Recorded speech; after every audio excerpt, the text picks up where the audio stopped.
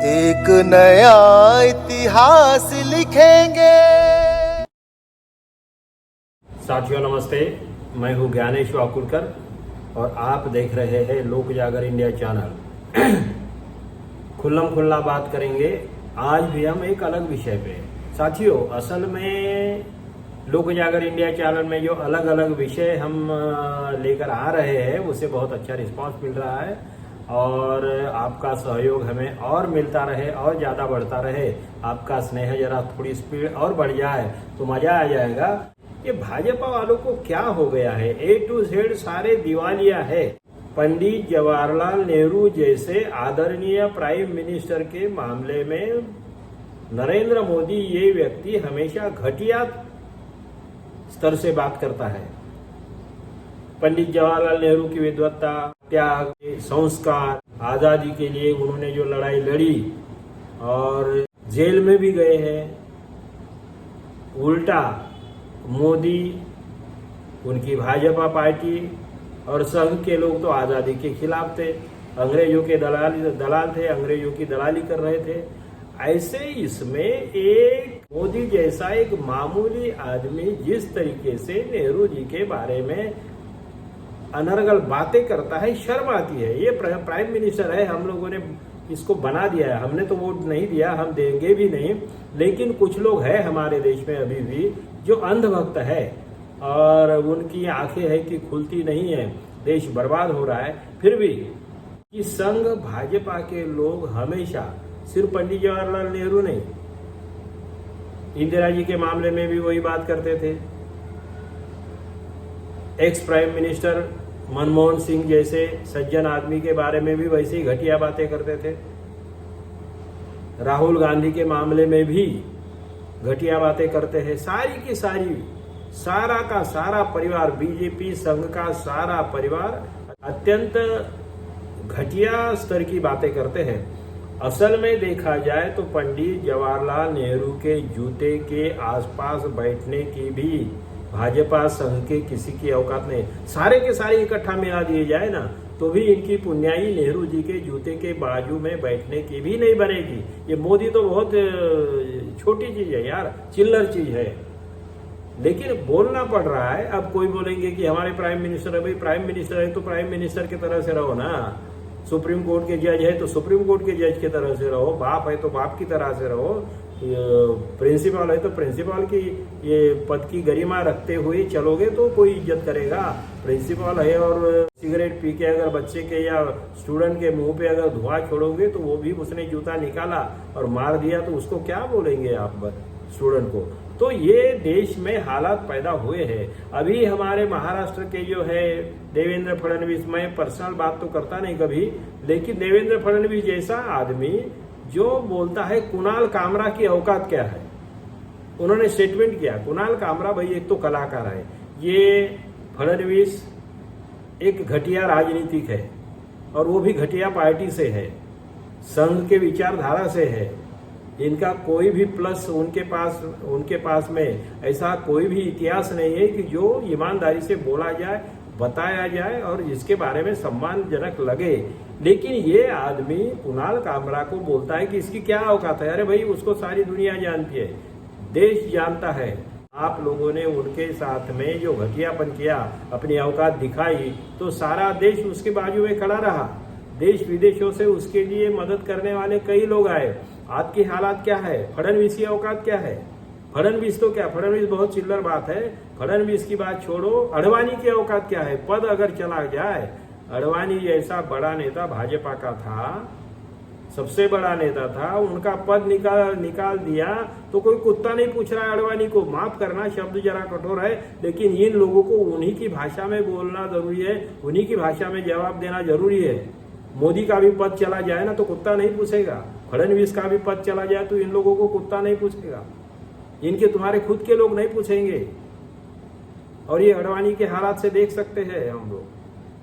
संजय जोशी की क्या हालत थी? संजय जोशी एक जमाने में इतने बड़े थे कि अडवाणी ने रिजाइन कर दिया तो वो संजय जोशी के हाथ में दिया था। 4 मुख्यमंत्री को उन्होंने अपॉइंट किया था, मगर एक बार संजय जोशी के खिलाफ शुरू हो गया तो मिलने के लिए जाने वाले लोगों की संख्या भी कितनी कम हो गई।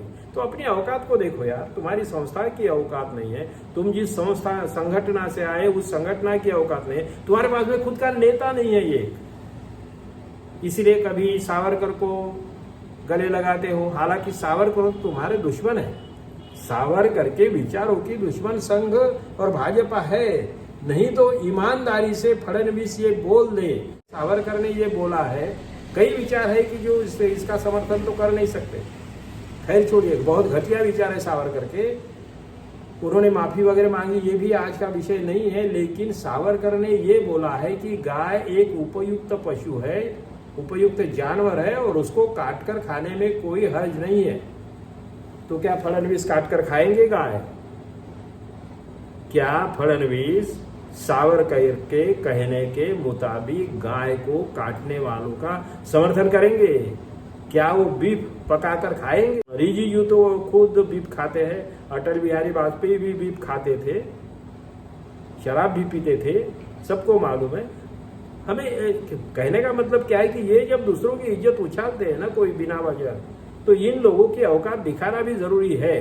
तो कुणाल कामरा की औकात, भाई ये कलाकार की औकात है, उनके पास में टैलेंट है, ठीक है, किस लेवल का है ये बात अलग है।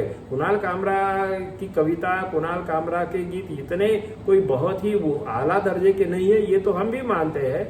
लेकिन ठीक है ना, उन्होंने जो सत्ता के खिलाफ अपना बिगुल फूका है, तो देश उसके उनके सामने उनके साथ में चलने लग गया है। तो इसमें आपको क्या तकलीफ है? भाई आपके कहने से कौन आएगा? आपके संगी भी आएंगे क्या? आपके शाखा के लोग भी आएंगे क्या? क्योंकि कई लोग इतने घटिया है कि दूसरे लोगों की हमेशा औकात निकालते हैं, इनकी खुद की औकात कुछ नहीं है। जागतिक इतिहास में देखो इनकी क्या औकात है। बाहर जाओगे तो नाम आपको गांधी का लेना पड़ता है, बाहर जाओगे तो बुद्ध का नाम लेना पड़ता है, बाहर जाओगे तो बाबा साहब आम्बेडकर का नाम लेना पड़ता है, शिवाजी महाराज का नाम लेना पड़ता है, कभी स्वामी विवेकानंद का नाम लेना पड़ता है, कभी हेडगेवार का नाम लेकर देखो, कभी गोडसे का नाम लेकर देखो, जूते पड़ेंगे बाहर। जरा गोलवलकर की जो किताबें है जरा पढ़ो, पब्लिक के सामने, लोगों के सामने, घर में ले जाओ, अपनी घर की महिलाओं को पढ़ने के लिए बताओ, या और उसका आचरण करो। उसके मुताबिक फडणवीस जैसे लोगों को और संघ भाजपा के लोगों को, पर्सनली उनसे कुछ लेना देना नहीं है मुझे, लेकिन एक बात समझ लीजिए कि ये जो लोग विकृत है हमारे देशी तालिबानी, मैं इनको हमेशा देशी तालिबानी बोलता हूँ। अफगानिस्तान में जो तालिबानी है वैसे ही हमारे यहाँ पे भाजपा और संघ के कई लोग देशी तालिबानी हैं। सभी के सभी वैसे है ऐसा मैं बोलूंगा नहीं, उनमें भी कुछ अच्छे लोग हैं, इसमें कोई शक नहीं, मुझे यकीन है। लेकिन वो भी अब परेशान हो गए हैं, वो भी अब इनके फेवर में नहीं है। लेकिन क्या करें, बेचारे बोल नहीं सकते, क्योंकि इनकी गुंडागर्दी ऐसी है, इनकी दादागिरी ऐसी है कि वो सेना को भी इन्होंने छोड़ा नहीं, बड़े बड़े लोगों को छोड़ा नहीं, अच्छे लोगों को छोड़ा नहीं, बाप को भी नहीं छोड़ते ये लोग, बाप को भी नहीं छोड़ते हैं, ऐसे ये लोग हैं। देवेंद्र फडणवीस को इतना बताना जरूरी है कि भैया तुमने जिस तरीके से भी सत्ता हथिया ली हो, तो सत्ता है तब तक तुम्हारी थोड़ी बहुत इज्जत है, ज्यादा उछल कूद करो मत यार। तुम्हारा गोदी मीडिया, गोबर मीडिया, तुम्हारा गोबर मीडिया अगर तुम्हारे साथ में नहीं होता ना, तो तुम्हारी औकात नहीं थी प्रेस के सामने जाने की। अब बिका हुआ मीडिया है, इसलिए तुम्हें उल्टा सवाल नहीं पूछता है, नहीं तो क्या औकात है तुम्हारे? मोदी की औकात नहीं है, 11 साल में एक प्रेस कॉन्फ्रेंस नहीं लिए उस आदमी, फिर विरोधी पार्टियों के लोगों को भेजता है, इधर भेजता है, उधर भेजता है। इसको भी बताना बहुत जरूरी है कि भैया अपनी औकात में रहो, सत्ता की मस्ती में किसी का अपमान करने वाली बातें मत करो। सत्ता आप लोगों ने किस तरीके से हथिया ली है, किस तरीके से अपने कब्जे में कर ली है, सारी दुनिया जानती है, देश की भी जनता जानती है, तुम्हारे घर के लोग भी जानते हैं। चुप रहते होंगे, सभी के सभी तुम्हारे घर के भी गद्दार नहीं है देश के साथ में, तुम देश के साथ में गद्दारी करते हो, मानवता के लिए कलंक हो तुम लोग। और इसीलिए भाजपा संघ के लोगों ने अब तो भी कम से कम सुधरना चाहिए, अब तो भी होश में आना चाहिए। इंसानियत से बड़ा कोई धर्म नहीं है, इंसानियत से बड़ी कोई चीज नहीं है। काय का राष्ट्रवाद करते हो यार तुम? काय का हम लोगों को सर्टिफिकेट बांटोगे? शहरी नक्सलवादी बोलोगे? पढ़े लिखे लोगों को, अच्छे विचारक जो है, बुद्धिजीवी लोग हैं, उनको शहरी नक्सलवादी बोलोगे? तुम नक्सलवादी हो, तुम देश के गद्दार हो, तुम अंग्रेजों के दलाल हो, तुम अंग्रेजों के लिए दलाली करते थे, तुम मुखबिरी करते थे। तुम्हारे अटल बिहारी वाजपेयी से लेकर कई लोगों के ऊपर मुखबिरी के चार्जेस है। सही झूठ क्या है वो देखिए। आप जैसे बाकी लोगों के मामले में झूठ फैलाते हैं, वैसा कोई आपके बारे में बोलता नहीं है। ये बात अलग है, मगर अगर इतिहास की बात निकाले ना, आपको अगर छान के निकाले तो आप कहीं के नहीं होंगे। आपके पास में एक ढंग का नेता नहीं है, नाम लेने लायक आपके पास में एक भी ढंग का नेता नहीं है। आप क्या बात कर रहे हो? और कुणाल कामरा की औकात निकालोगे, कलाकारों की औकात निकालोगे, किसी को जेल में डाल दोगे, तुम्हारे लोग बलात्कार करेंगे, तुम्हारे लोग सेक्स रैकेट चलाएंगे, तो भी वो देशभक्त क्या?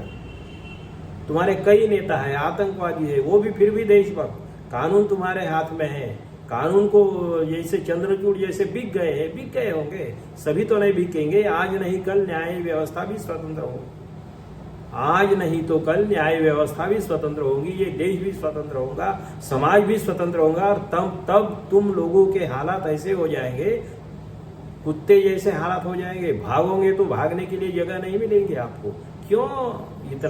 क्यों इतनी मस्ती करते हो?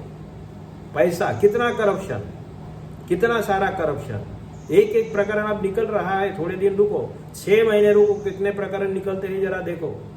सत्ता जा रही है, अब जरा होश में आओ, बहुत ज्यादा मस्ती करो मत, यही रिक्वेस्ट है। ये हमारे हाथ में कुछ नहीं है, लेकिन कम से कम इतना उधम तो मत करो यार। इंसानियत थोड़ी बहुत तो रखो। इंसानियत से बड़ा कोई धर्म नहीं है।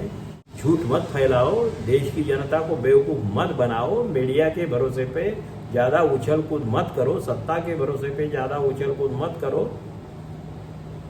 इंसानियत को जागो। लाइक करिए, शेयर करिए, सब्सक्राइब करिए। आप देखते रहिए लोक जागर इंडिया चैनल। धन्यवाद। आने वाला कल है, यही मेरे देश का कल है। एक नया इतिहास लिखेंगे।